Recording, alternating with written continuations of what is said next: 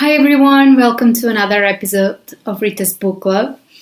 On this video, I'm super excited to talk about one of the best books that I've read recently.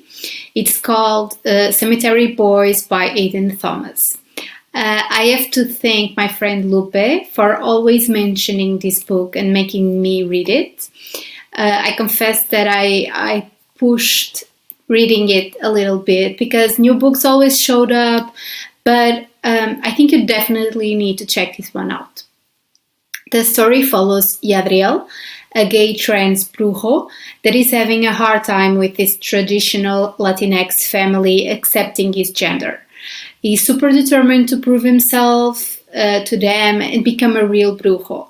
So, with his cousins and best friend Maritza help, he performs a sacred ritual himself to try and win the favor of Lady Death in getting his powers. After the ritual, both Yadriel and Maritza learn that their cousin Miguel is dead, so they set on a quest to find the ghost of their cousin and set it free while also trying to find out who killed him. However, things don't go as planned.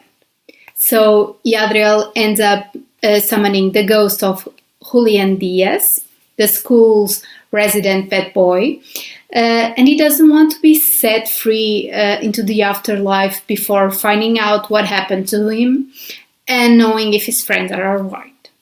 Left without a choice, Yadriel agrees to help Julian so that both of them can have what they want. The problem is that after spending so much time with Julian and getting to know him, Yadriel doesn't want to let him go. I have to confess that I was super excited with the book after just a few chapters. It was so interesting the way Aiden Thomas gave life to these characters with such a different and original narrative. But then they had a mystery and magic to the recipe, and I was hooked for life. Yadriel's journey as a trans boy was beautifully described by the author, but also his struggle for acceptance in his family was deeply painful. He never stopped being himself, and he never gave up trying to prove to his family that he was a brujo, and the emotion we feel when his family, especially his dad, sees his perspective is truly so satisfying. Then we have the opposite with Julian.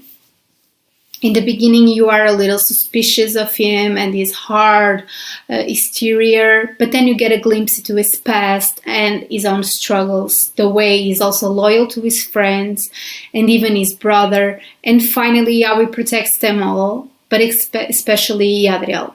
It's just one of those characters that shows how complex a person can be, someone just full of energy and life. But for me, the real winner of this book was the relationship that these two developed along the book. It was just very heartwarming, and I think we need more stories like this. It's not super in your face, but then you get to see the level of trust and how well they work together, how they open up to each other in the end, and how they will do anything for each other. It's truly beautiful.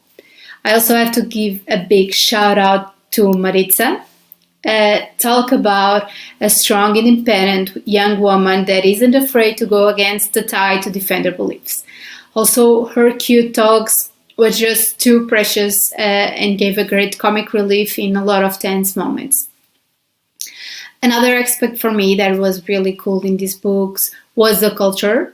I liked the traditions this family had and the respect they showed to their dead. The work they did for Dia de Muertos was so beautiful. The way they talked about the food and how they did all these arts and crafts, and they decorated the cemetery for the return of the ones that they loved the most. The magic side of it was the perfect touch to this story. Another big thing for me was the representation in the book. not only in genders, different genders and sexualities, but also with race. It's so nice to have characters like Yadriel and Julian, Cuban, Mexican, and Colombian boys, respectively. But over all of it, it just gives a joyful and important representation for people of different sexualities and genders. I also really liked how the author just gave all of these difficult and important subject to us from the perspective of two Latinx young teenagers. It was truly, really, really refreshing.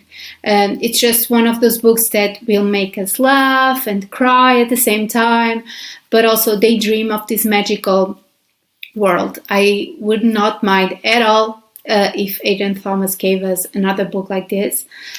Please do it. So if you've read this book before, please let me know your thoughts about it. And as always, if you like this video, please like, comment, and subscribe to my channel. You can also follow me on Instagram at Rita's Book Club for more content.